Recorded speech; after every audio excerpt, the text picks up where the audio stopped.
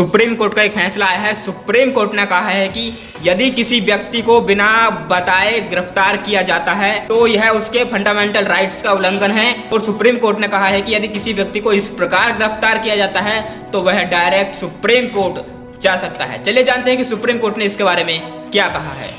Supreme court ने शुक्रवार को एक ऐतिहासिक फैसले में कहा कि संविधान के अनुच्छेद 22 के तहत किसी गिरफ्तार व्यक्ति को उसकी गिरफ्तारी की वजहों के बारे में जानकारी देना केवल एक औपचारिकता ही नहीं बल्कि एक अनिवार्य संवैधानिक आवश्यकता भी है। इस प्रावधान का पालन न करने पर गिरफ्तारी अवैध मानी जाएगी। न्यायमूर्ति एस ओका और न्यायमूर्ति एन के सिंह की पीठ ने हरियाणा पुलिस द्वारा की गई एक गिरफ्तारी को अनुच्छेद 22 क्लॉज 1 का पालन न करने के कारण अवैध घोषित करते हुए आरोपी को तुरंत रिहाई देने का आदेश दिया है। पीठ ने कहा है कि अनुच्छेद 22 को मौलिक अधिकारों के तहत संविधान के भाग 3 में शामिल किया गया है। इस प्रकार यह गिरफ्तार किए गए और हिरासत में रखे गए प्रत्येक व्यक्ति का मौलिक अधिकार है कि उसे जल्द से जल्द गिरफ्तारी के आधार के बारे में सूचित किया जाए। यदि गिरफ्तारी के आधार और गिरफ्तारी के बाद जल्द से जल्द सूचित नहीं किया जाता तो यह अनुच्छेद 22 क्लॉज 1 के तहत गारंटीकृत गिरफ्तारी के मौलिक अधिकार का उल्लंघन होगा।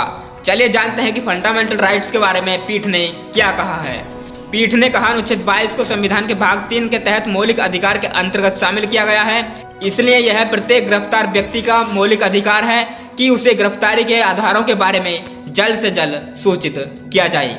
यदि ऐसा नहीं किया जाता तो यह अनुच्छेद 22 क्लॉज 1 के तहत गारंटीकृत मौलिक अधिकार का उल्लंघन होगा और गिरफ्तारी अवैध समझी जाएगी। न्यायमूर्ति एन के सिंह ने कहा कि गिरफ्तारी के आधार केवल गिरफ्तार व्यक्ति को ही नहीं बल्कि उसके द्वारा नामित दोस्तों, रिश्तेदारों या अन्य व्यक्तियों को भी सूचित करना चाहिए ताकि वे कानूनी प्रक्रिया के माध्यम से गिरफ्तारी को चुनौती देकर उसकी रिहाई सुनिश्चित कर सकें। सुप्रीम कोर्ट ने पंकज बंसल बनाम भारत सरकार के मामले में सुझाव दिया कि गिरफ्तारी के आधार को सूचित करने का उचित और आदर्श तरीका गिरफ्तारी के आधार को लिखित रूप में प्रदान करना है। हालांकि इसमें कहा गया है कि गिरफ्तारी के आधार को लिखित रूप में सूचित करने की कोई आवश्यकता नहीं है, लेकिन लिखित मोड का पालन किया जाता है तो गैर अनुपालन के बारे में विवाद बिल्कुल भी उत्पन्न नहीं होगा।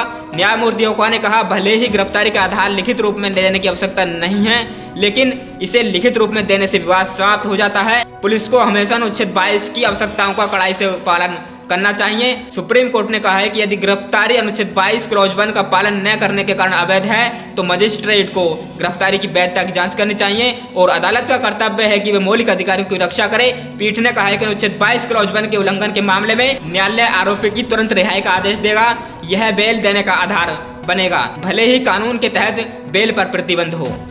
दोस्तों, इस प्रकार सुप्रीम कोर्ट ने स्पष्ट रूप से कहा है यदि पुलिस किसी व्यक्ति को बिना कारण बताए गिरफ्तार कर लेती है तो यह उसके अनुच्छेद 22 क्लॉज 1 का उल्लंघन है, यानी कि यह व्यक्ति के फंडामेंटल राइट्स का उल्लंघन है। यदि फंडामेंटल राइट्स का उल्लंघन है तो आप सुप्रीम कोर्ट जा सकते हैं और अपनी बात रख सकते हैं। दोस्तों, फिलहाल के लिए इस वीडियो में इतना ही। मिलते हैं नेक्स्ट वीडियो में, तब तक के लिए जय हिंद।